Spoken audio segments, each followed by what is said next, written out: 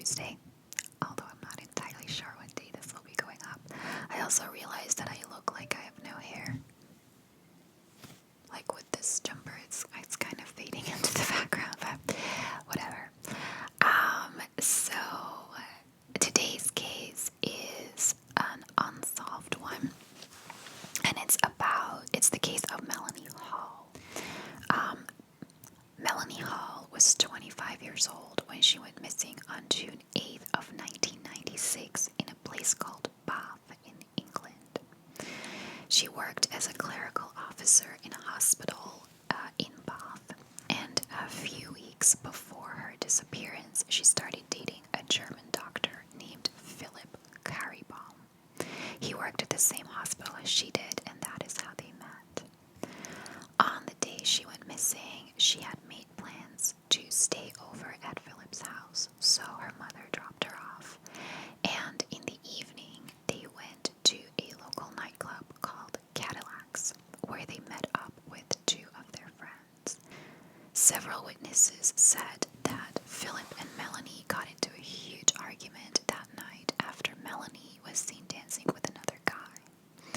Philip then left the nightclub looking visibly upset, and the last sighting of Melanie was around 1 a.m. sitting on a bar stool in the nightclub. So 1 a.m., that would have been the early morning hours of June 9th. So on June 11th, she didn't show up for work, and at that point she was reported missing. I think the reason that it took 2 days for her to be discovered as missing is because she was supposed to spend the weekend at Philip's, so her parents thought she was with Philip, and Philip thought that after their argument she went back home and was with her parents, so nobody knew that she was gone. Some people have also questioned why Philip didn't reach out to her, but they had an argument, and it is very understandable that he needed a few days to cool off and probably thought, we'll see each other again on Monday and we can talk about it then. So a number of searches were conducted by police in the hopes of finding any evidence of where Melanie was. They interviewed 1,000 clubbers, which is an insanely huge amount, who were either in the club or around the area that night. They also interviewed all the taxi drivers that had been on call that night, either to find if anyone had picked up Melanie or if they picked up anyone that they remember acting strange. Her case also appeared on 2 BBC crime shows, and a £10,000 reward was offered to anyone who would offer up the tip that would crack this investigation. But despite showing her picture to 1,000 people and her case being on TV, no tips came in whatsoever. No one came forward. In 2003, so 7 years later, they arrested 2 men in connection to her case, but they could not find any substantial evidence that tied them to the case, and they let them go. A year later, in 2004, the case officially went cold, and Melanie was declared dead on November 17th, 2004. She literally disappeared without a trace. There was no sign whatsoever of her, of where she could be, that anything bad happened to her. They didn't know what happened to her. They had no idea of her whereabouts. They pretty much, after she was seen sitting on the bar stool, nobody saw her. She just vanished. A few years later, on October 5th, 2009, a huge discovery was made that would blow this case wide open. There was a man working on the motorway, and he was cleaning out a patch of vegetation near a service station. I believe it was an old service station that was now closed. They were doing motorway works there, and he found a garbage bag full of bones. Now, in the bag were a skull, a pelvis, and a thigh So police then immediately searched the surrounding area and found all of the remaining bones that weren't in the bag. A piece of jewelry was found with the bones, and when shown to Melanie's parents, they confirmed that that did belong to her. But of course, police wanted to do their due diligence, and they did do an autopsy on the bones. And through dental records, they were able to confirm then a few days later that it was indeed Melanie Hall. From the autopsy, they were able to determine that her cause of death was murder. It was caused by a blunt force trauma to the head.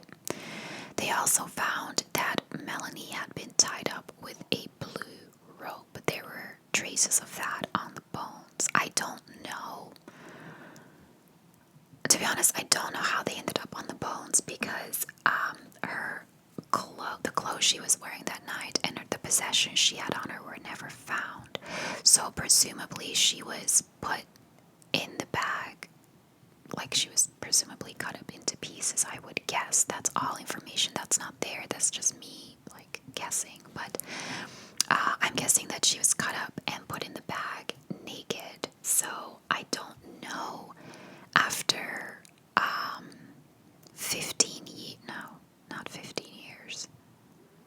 13 years, how you can find traces of a blue rope on bones, but that's what they found. Melanie's parents then made a public appeal again to anyone with information to please come forward. On October 29th, 2009, so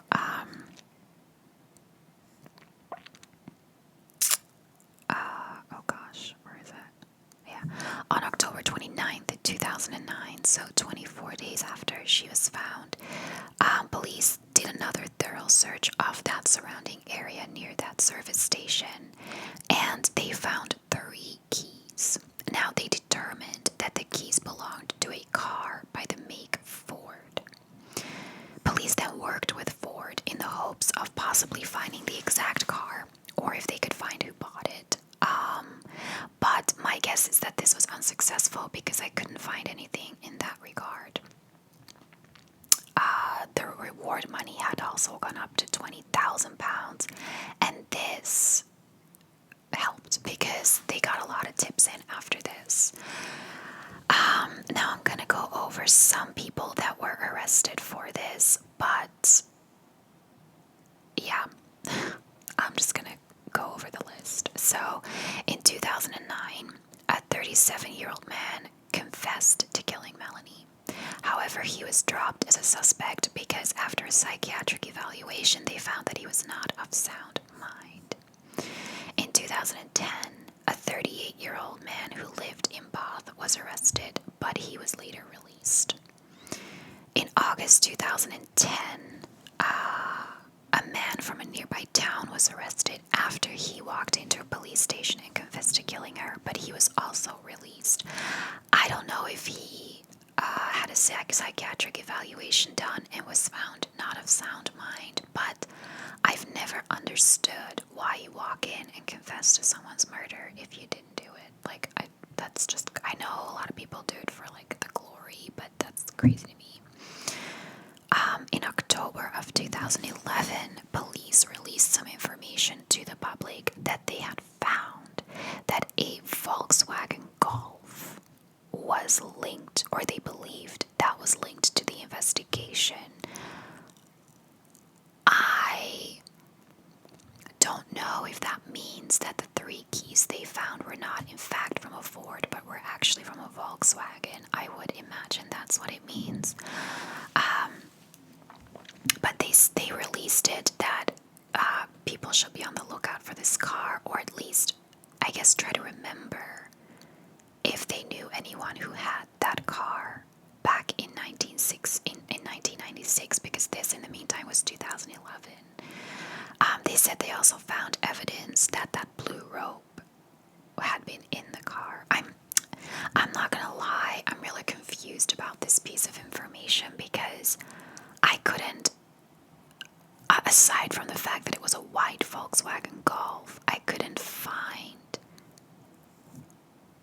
whether they actually found this car or not, because they had to have, right? I mean, if they found traces of the blue rope in the car, they would have had to have found the car. So I'm guessing they released it to the public in the hopes that someone would come forward as to who the owner was, because that they couldn't find that back from 1996. I don't know. I'm confused about the whole car thing. But that's what it said. If you know of this case, by the way, please feel free to correct me. This is just what I found. But it was very vague. And it ultimately didn't end up leading to anything either. In 2013, police arrested a man that they ended up releasing on bail, but then a year later, they completely let go of him and said that he wasn't involved in the case. And then in 2016, they arrested another man who police had said that they found DNA from at the crime scene, but he was also later released. I mean, in fairness, 2016 is 20 years after it happened. There could have been plenty of people there, especially if it was an old service station, so I can imagine that they found DNA from someone that wasn't necessarily there when she was killed. So evidently he had nothing to do with it. And that brings us to today. There are still no arrests made in this case. There is still nothing known about who did it. So I'll get into the two biggest theories. One is that Melanie was killed by the same person who also killed Susie Lamplugh. I did a video on her case. I will link it below and up here somewhere. Yeah, I don't. I mean, police are trying to not rule out any possibility, and they don't want to rule out that she was killed by a serial killer or someone who had killed other people in the past. There were a couple of serial killers that were mentioned that she could possibly be the victim of. Some people think that she might have been killed by someone that they called the Batman Rapist of Bath. Apparently he killed a lot of women around that time. And then another theory, I think the biggest theory that people have, is that she met someone in a nightclub that night after her fight with Philip, and that she was drunk, that she was mad at him, and that she, on a whim, went home with this guy, but that he killed her along the way. Philip was ruled out as a suspect very quickly, because I'm sure a lot of you, like me, my first instinct when I heard that she had a fight with him was like, oh, Philip did it. But he was questioned by police and very quickly ruled out, so he had nothing to do with it. And that's really all there is for this case. I find it strange that that there is, I don't know, I find it strange that there is no evidence whatsoever, because we've all heard cases where people just completely vanish without a trace, but usually at least there's something known about their whereabouts or about what possibly could have happened. But in her case, until they found those bones 13 years later, nothing, zero. There was not a single person that came forward and said they saw her leave that night. There is, there were not really cell phones back in 1996, and definitely not the tracking of them. I don't know, it's just the last time she was seen was sitting on a bar stool. And I find that interesting because obviously she had to have left at some point, and yet nobody saw her leave. I also wonder what happened to those two friends, because they were out with a couple apparently that they had been friends with for a while, or at least that they had both known for a while, because her and Philip had only been dating for a few weeks, but I think they knew each other for longer. If she was last seen at 1 a.m., you would think that that couple was still there, and yet there's nothing known about them or about where they were, if they saw her at all. I mean, there were people who said, oh, I remember I was in the area he's asking me if I'd seen this woman. I find it so bizarre that if you're interviewing like 1,000 people, that not a single person remembers her leaving. I mean, I get it, you're in a nightclub. I don't know if I would pay attention to something like that, but not a single person. It's just so bizarre. And what's even more bizarre, that 13 years later, when they put the reward money up to £20,000, suddenly a lot of tips started coming in. I can't imagine that there are tips from back then of people going, oh, I was there and I saw her. I think there would be more tips of, I know this guy who's kind of shady, who lived in the area at that time, or, have you considered that she was killed by this serial killer, something like that, I would imagine.